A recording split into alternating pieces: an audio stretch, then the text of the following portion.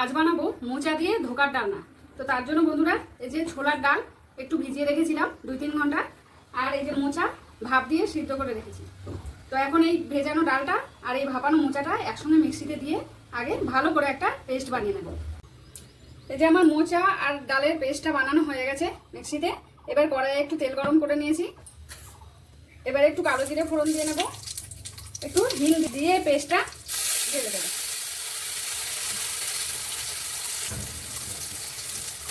একটু হলুদ দিয়ে দিলাম, একটু নুন দিয়ে দিলাম। এবার এটাকে ভালো করে নেড়ে চেড়ে শুকিয়ে নেব। দেখো বন্ধুরা, কড়াইটা ভালো করে তাতিয়ে নিয়েছিলাম বলে কড়াইয়ে একটু লাগছে না। দেখো আমার এটা হয়ে গেছে, কড়াইয়ের গা ছেড়ে দিয়েছে, মানে এটা হয়ে গেছে। এবার এটা আমি একটা থালায় ঢেলে নেব। তো এই থালাটায় তেল মাখানো আছে, এটার মধ্যে ঢেলে ঠান্ডা করে নেব। এই যে ডুমো ডুমো করে আলু কেটে নুন হলুদ মাখিয়ে রেখেছিলাম, এবার এটা ভেজে নেব। কোনো ডালনা বানানোর সময় যদি এইভাবে ডুমো ডুমো করে আলু কেটে নেওয়া যায় তাহলে তরকারিটা দেখতে ভালো লাগে। এবার আমি এটা ভেজে নেব।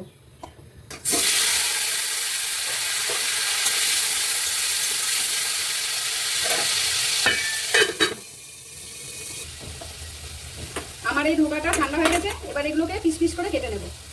এটা ঠান্ডা না হলে ভালো করে কাটা যায় না।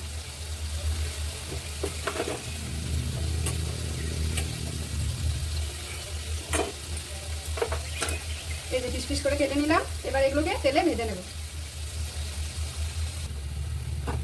ধোকাগুলো লাল লাল করে ভেজে তুলে নিলাম।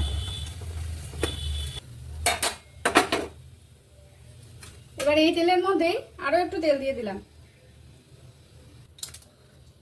তেজপাতা, গোটা গরম মশলা আর গোটা জিরে ফোড়ন দিলাম।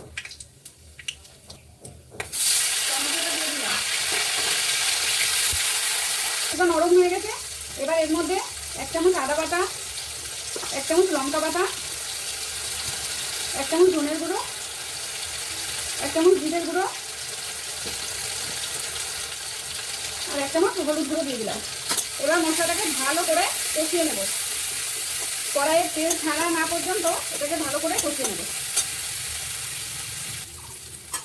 মশলা তেল ছেড়ে দিয়েছে, এবার এই ভেজে রাখা আলুটা দিয়ে আবারও একটু কষিয়ে নেব। আলুটা কষানো হয়ে গেছে, এবার এর মধ্যে একটু গরম জল দিয়ে দেব।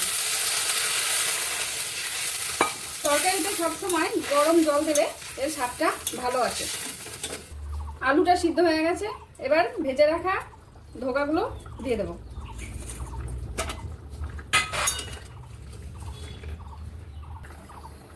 একটু চিনি দিয়ে দিলাম আর একটু গরম মশলার গুঁড়ো দিয়ে দিলাম।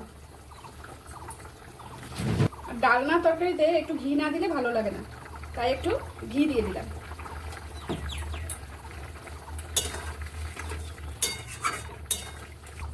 ব্যাস হয়ে গেছে আমার ডালনা রেডি। এই বড়াগুলোতে ঝোলটা টেনে নেবে।